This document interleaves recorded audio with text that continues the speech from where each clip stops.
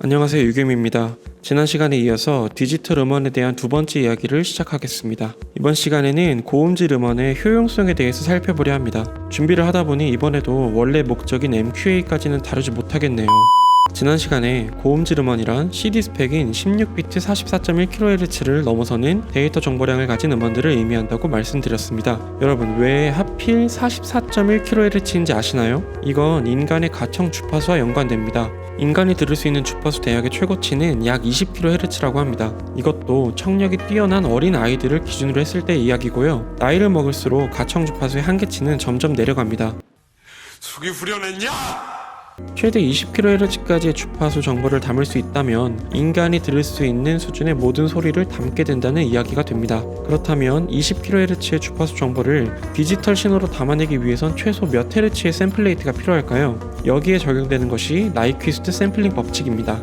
나이퀴스트 법칙은 디지털 전송에서 원 신호를 정확하게 재현하기 위해서는 입력 신호의 최대 주파수의 2배 이상의 샘플레이트로 표본화를 진행해야 한다는 법칙입니다. 따라서 인간의 가청 영역인 20kHz까지의 정보를 담기 위해선 최소 이 수치의 2배, 40kHz의 샘플레이트가 요구됩니다. 여기에 적당한 마진을 붙여서 만들어낸 수치가 바로 44.1kHz CD의 샘플레이트가 됩니다. 참고로 이 마진도 정확한 샘플링을 위해서 꼭 필요로 하는 부분입니다. 실제 원음 속에는 우리가 듣지 못하는 더 높은 영역대의 소리도 분명히 존재합니다. 안 들린다고 없는 건 아니니까요. 하지만 이 부분은 40kHz의 샘플 주파수로는 정확하게 담아낼 수 없는 영역입니다. 때문에 이런 아이들이 정보에 남아있으면 에일리어싱이라는 일종의 오류를 일으킵니다. 때문에 샘플링을 할 때 20kHz 이상의 주파수를 자연스럽게 걸러주는 필터가 필요한데요. 이를 로우 패스 필터, 특정 주파수 아래의 영역만 남기고 이상의 주파수는 걸러내는 필터를 사용합니다. 이 필터가 작동하는 영역대까지 담아낸 수치가 44.1kHz입니다. 나이퀴스트 법칙에 의하면 가청 주파수 내의 모든 소리는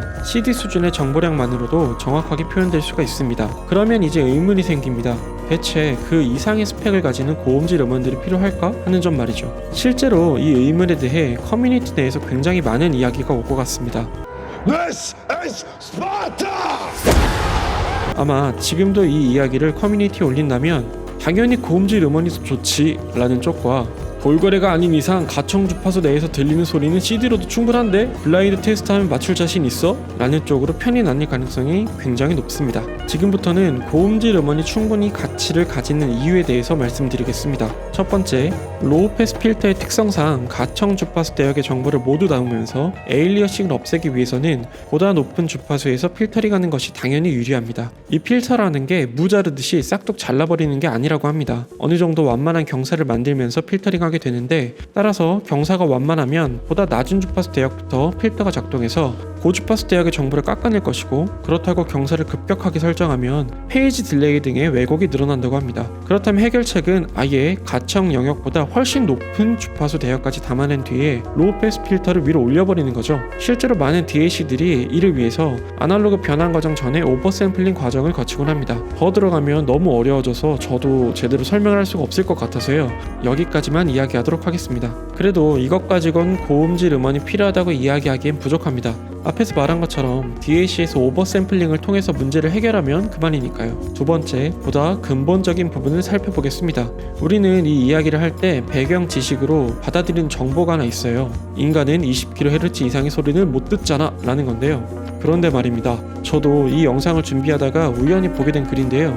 2016년 영국의 퀸 메리 대학의 조슈아 레이스 교수는 메타 아날리시스 오브 하이 레졸루션 오디오 퍼셉션 이밸루에이션 너무 길다 라는 연구 논문을 통해서 400명 이상의 실험자를 대상으로 12,500번의 테스트를 거친 결과 작지만 통계적으로 유의미하게 실험자들이 보다 높은 해상도의 소리를 구분해냈다는 연구 결과를 발표했습니다. 이 밖에 2019년 10월에 AES에서 발표된 또 다른 논문에서도 꽤나 분명하게 청취자들이 서로 다른 샘플레이트 소리를 구분해낸다고 발표한 적이 있습니다. 여기서 중요한 점은 실험의 진행이 음악이 아니라 일정 톤으로 진행됐다는 점, 따라서 해당 실험의 결과가 곧 음원의 차이로 직결되는 것은 아니라는 점입니다. 그리고 실험자의 평균 나이가 22살이라는데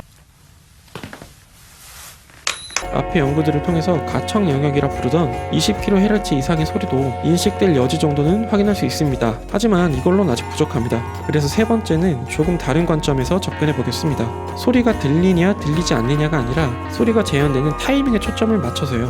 하이파이 오디오 브랜드 중 코드 일렉트로닉스는 몇 년 전부터 포터블 오디오 기기도 제작을 해서 국내외 유저들에게 많은 인기를 끌고 있습니다. 이 브랜드의 개발자인 러바츠는 DAC 개발에 관해서는 세계적인 권위자 중 한 명이라고 합니다. 러바츠의 설명에 따르면 사람은 비록 일정 주파수 이상의 소리는 들을 수 없지만 샘플레이트가 높을수록 과도 응답 타이밍을 보다 명확하게 감지할 수 있다고 합니다. 이런 이유로 고음질의 음원이 더욱 좋게 들릴 수 있다는 것입니다. 쉽게 말해서 소리가 정확한 타이밍에 딱 하고 나야 하는데 이 시간적인 정보를 보다 정확하게 맞추기 위해서는 높은 샘플레이트가 필요하다는 이야기입니다. 사람은 소리의 위상차를 마이크로 세컨드 단위로 감지가 가능한데 이 같은 좌우 귀 사이의 타이밍 차이를 인지하는 능력으로 높은 주파수의 소리에 대해 방향을 인지하게 됩니다. 따라서 사람의 감지 능력에 상응하는 샘플레이트를 만족시켜줘야지만 원음에 가까운 소리로 인식하게 된다는 게 이 이야기의 골자입니다.